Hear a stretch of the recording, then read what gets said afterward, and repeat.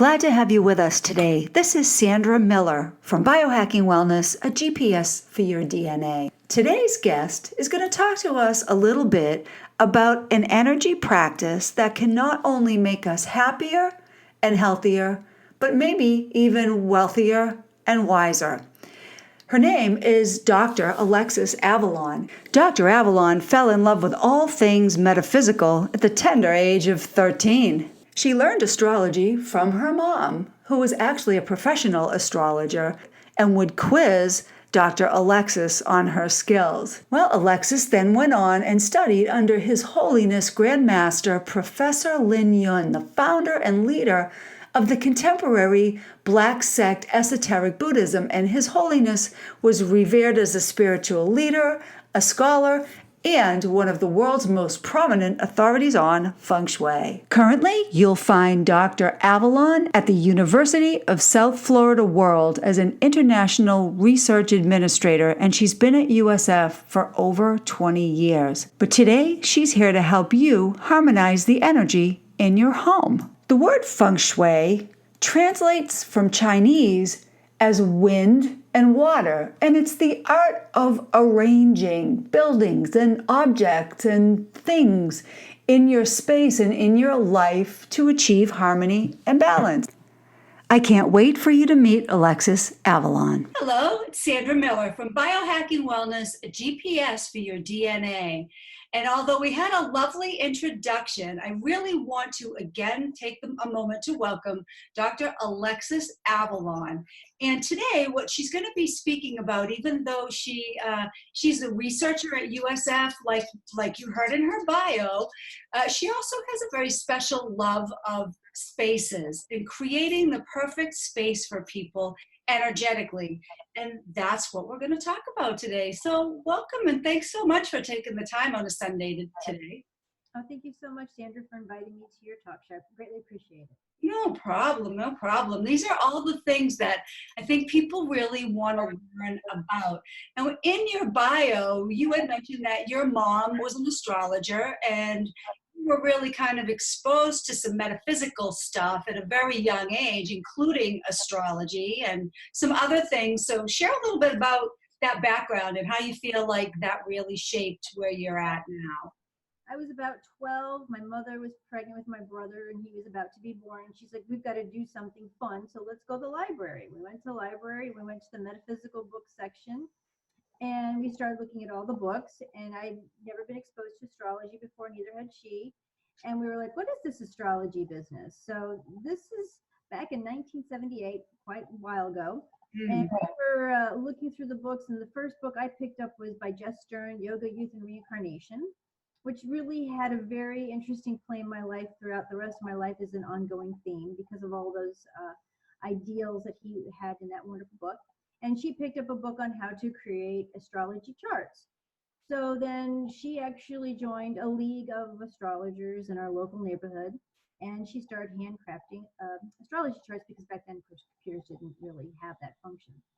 So she would start to test me as a child, what a conjunction meant versus a trine versus what the planets, how they danced with each other, that kind of thing.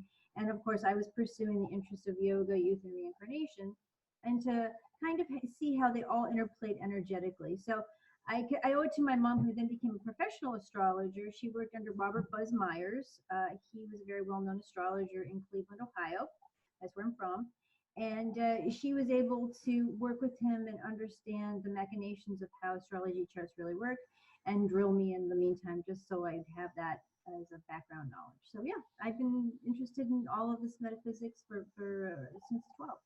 Yeah, I guess I never really thought about, I mean, of course, astrology, but at the time I wasn't thinking that was part of the metaphysical, but I think that was probably one of my first interests as well. So that obviously stayed a love for you as you got older. And now, at what age did you study with Professor Linden?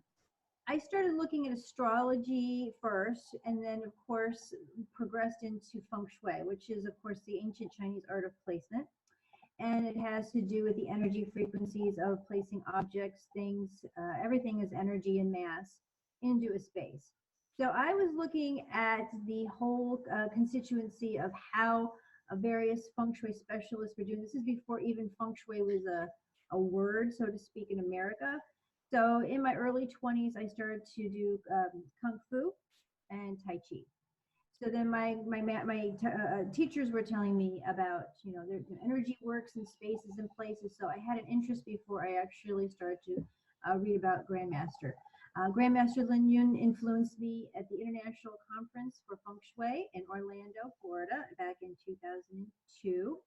And we had both the Lopan school as well as the Buddhist Black Hat sect, tantric sect group there. So it was interesting. It was interesting to see both sides come together, it's usually two separate groups. One is more directional, using a compass, and the other is more energy, using the color, light, vibration, and which is what I come from. So using the Bagua. Yes, and I was going to ask about that because, as we talked prior to this interview, I realized that there weren't just one or two different ways to look at this, that sometimes, just like they call chi energy, they call it chi, prana, depending on where you go. So it seems like the practices change just a little bit depending on where you go. Kind of like in Ayurveda, the doshas are the elements. It all kind of it's a form of each other. It's just a different manifestation of sort of the same thing. Now, you're a PhD at the University of South Florida. So does this knowledge help you in your current position with work, or is this more like a side love? This is a side love. It's always been a side love, but because my background is, I have my undergraduate in fashion design. My master's is in art education and healing. I have a certificate in healing arts, as well as my doctorate's in education with a focus on public health and the arts. So I've always been interested in modalities of healing and using light, sound, texture, color, interdimensional objects, because it's the arts. Arts encompass everything. Mm-hmm. When I was an art teacher for many years, as well as a design instructor and a chair for merchandising, I use them for everything from visual merchandising to teaching my students how to look at colors and space and place to sell things, because that's what visual merchandising is all about. My current job does not necessarily need this type of work and research, so it's more of a side thing now. Oh, okay. Well, it's always nice to have that thing that you really love, regardless of, what we get degrees in or what field we go in. It's always nice to have that thing that really kind of just lights up your soul. So we're talking about spaces, Alexxis. What kind of things would constitute an unhealthy space? Well, there's different ways of looking at unhealthy. There's the energetic space, there's the actual physical toxins, bacteria, which OSHA folks do research on, such as, dust mites, fumes, toxicities, mold, that kind of thing. Mm-hmm. There's also a relationship space where maybe you're living with somebody who's not a very healthy person. They do have an influence on you. And there's also spaces and places that have things that may have attachments to them, such as antiques or things that have bad memories. So there's a lot of different ways that you can actually look at a room and a space and a place as being not healthy for you. Okay. There's a lot of great ways that, of course, it is healthy. Having beautiful things, living plants, lots of light, beautiful music, or music that influences you, depending upon what you like to listen to. The smells, of course. Cinnamon is an excellent smell if you want to clear space. Get some cinnamon, boil it in the pot, it immediately changes the vibration of a space. The little things you can do, even, of course, dusting, and cleaning. Your typical moving things around the room to make it more pleasing for you. So it's all dependent upon what you need for your space. So it's very much tailored to you. So if someone were having financial trouble or relationship trouble or just overall not getting where they want to in life, what things in their space would you go in and look at first? Like, what's a sign to you that space?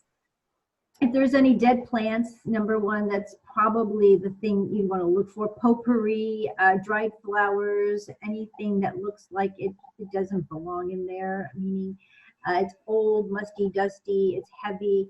I've worked with businesses and offices as well as people's homes, and there's usually a culprit in there hanging out where you're like, that does not belong in that corner because it's like a dead weight holding you back. Well, my grandmother gave that to me. That's my ancient, metal urn that, I love it so much. But when you look at it, it looks like a metal urn that's very weighty and heavy and old and crusty, and it's not bringing you energy to that space. It's holding a space. So then the person, of course, is always looking at that and thinking about their beloved grandmother who's no longer with them, and that was given to them. So then their mind shifts to that. So it's not allowing them to move into a space where they're able to function.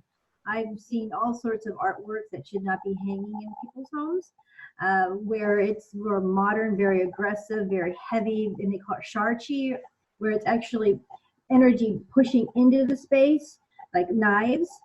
And that is probably the worst chi energy you can have, because it looks like your space is being cut into energetically, which it is, and it's very heavy and dense. So it will weigh down that whole area as well as that frequency. So looking at dead things, heavy metal objects, anything with this pointy, anything that looks old or has you caught in a space or time that is no longer allowing you to progress in the future.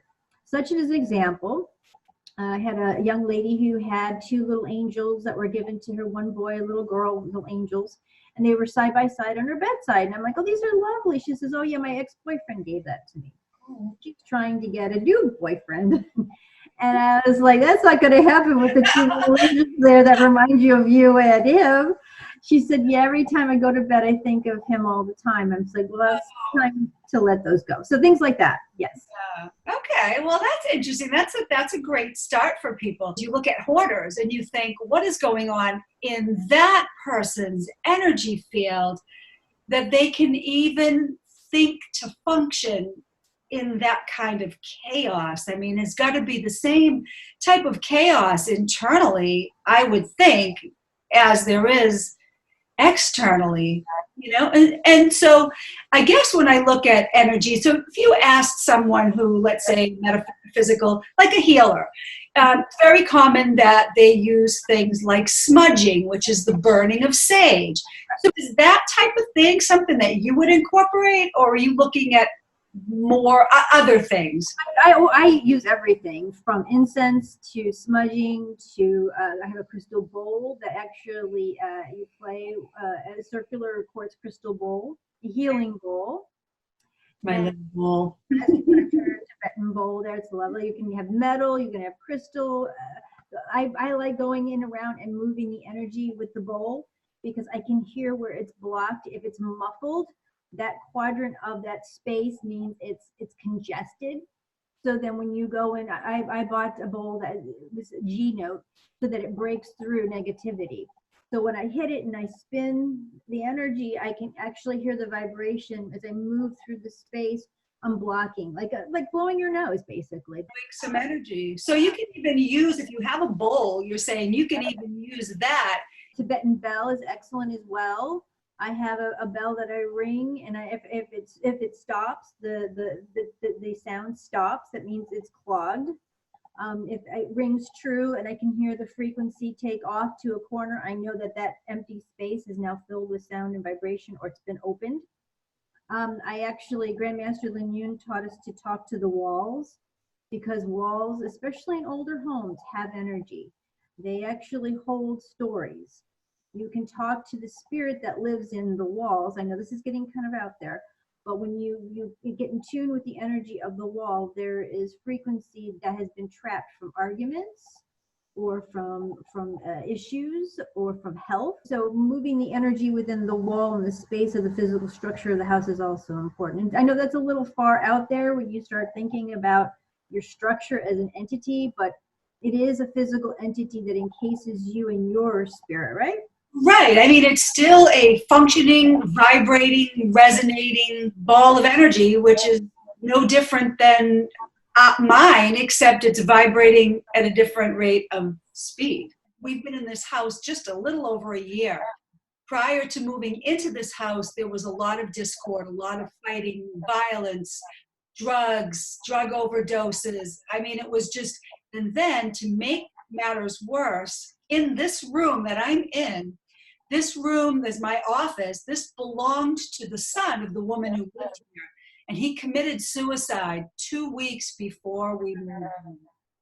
So it was very hard to come into this space, period. And the first thing we wanted to do was, of course, clear it up. I mean, it was just tragedy for the woman that lived here.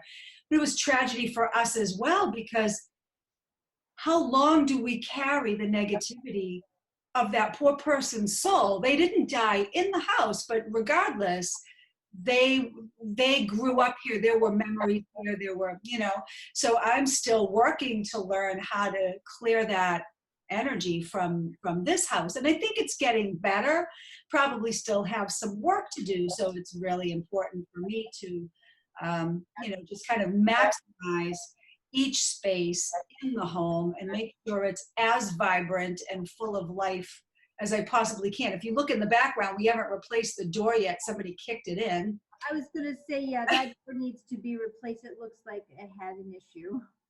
Yeah, it had an issue. Most of the doors in the house had an issue, and the whole house has really been turned upside down. This is just something that, it's on the list, but there's so many things going on. But it really does, affect the way you feel when you see this every day. So I think it's really important for people to, really understand it's stuff like that could be holding them back. So we talked about what could be an issue and what you would look for. If you had 3 simple tips for any home. Now, we're going to talk just a little bit more about how you figure out what the best way is to work with someone, what are maybe 1 or 2.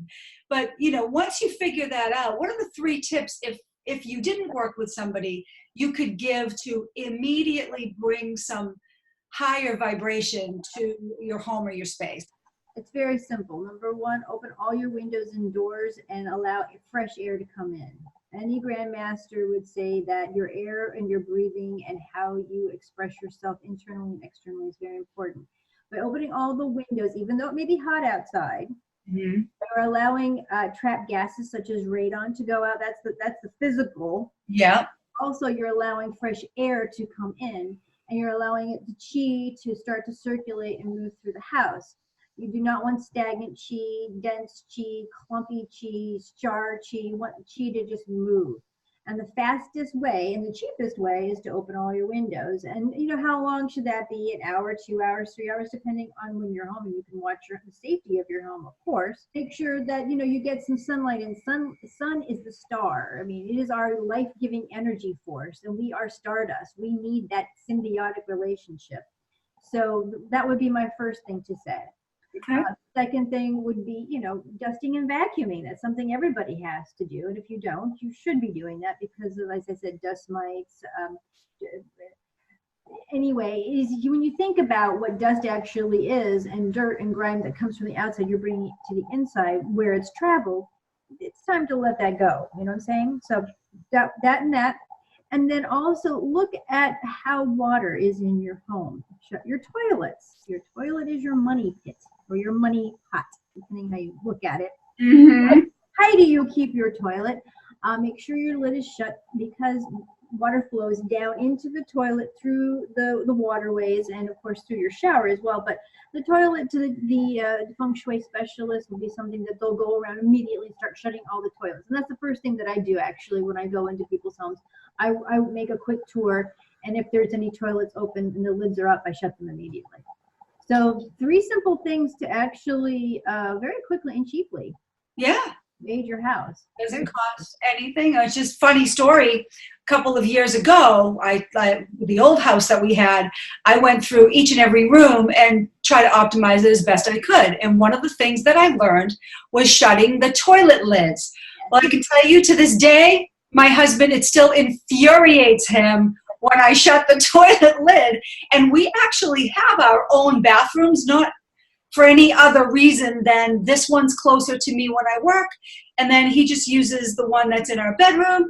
But if I shut his toilet lid, he just absolutely loses it. It drives him nuts. So, I do it when he's not home, but when he's home, I leave it up. But also, do the drains also have the same effect? Yes, yes. You want to make sure you don't have any clogged drains because you want the water to come in, flow through, and then exit. Because what happens with water is it becomes very dense and moist, and it actually traps mold. I mean, we're talking about the technicality of it. And the Chinese knew that damp, cold, which is a very heavy, dense energy, is not something you want in your home. Dampness and cold together bring colds, flus, viruses, bacteria. So, I mean, it's very logical that what the Chinese developed thousands of years ago to take a look at the home as an entity, but also logically and health-wise, this is not necessarily something that was woo-woo. It was done because, you have these things in your house and you better get them out so you don't get sick. So let's say that you're working with somebody and they're putting into practice all the things that you suggest. How quickly can someone see a benefit with either their health or their finances or their relationships? How long does that usually take before when you make those changes to seeing some tangibles? There's talking about it, and then there's putting action into it. So as long as the action actually happens, then you can start to see an immediate turnaround. I've actually moved furniture, cleaned corners, shifted things while I'm practicing and being with the host of the home or business. And they're like, oh my gosh, that looks great. I should have done that years ago. Or I've often thought of that. Why didn't I do that? So it's interesting to see how many people know that they should do this, but they don't. And so then when somebody else gives them permission to do it, Yeah. action, and then they feel a release. And it's almost like, well, you could have done this too. You saw that you didn't fit right in that space. And they're like, yeah, but I just couldn't do it. And it's interesting. So I've had immediate results. One young man, we completely cleaned his apartment. He had a very interesting scenario. He was saving every single piece of furniture that he owned. So he was not necessarily a hoarder, but he just wanted to save his pennies. So he stacked 3 couches on top of each other. And they were all those. You never know when you'll need a couch, right? And they were all the plushy futon kind where, you could just easily kind of sort of stack them. But what was happening is he created this wall at his front door and he would play video games on the top and he could have this really weird angle to the. So I was like, this is not going to work for you if you want to bring a girlfriend in. So No. Julie had to give 2 of the couches away and immediately opened up the area. Yeah. And then he actually got a nice girlfriend. I mean, eventually ended up moving to be with her. So, the space that he was in no longer suited him because he found a relationship that he could be with. So there's some really interesting stories of how fast this can actually work. Mm-hmm. Okay. I mean, because that's what I'm hearing. I wanted a little bit of corroboration from somebody who actually does that. And so when you're in a space, let's just say, obviously, because of functionality, like you can't move a window, you can't move a door, and maybe you can't move a desk. Or, I mean, I'm going to be moving my big desk to a different area so that I can be looking at things and, have my back towards this closet rather than my back towards the door. I hear that that's sort of kind of an important thing. So, if you can't move something, I know that I used to have the 3 little gold coins, and I think I lost them, but there are some things, are there not, that you do mention to people that might help them, and you have a way to figure that out, right?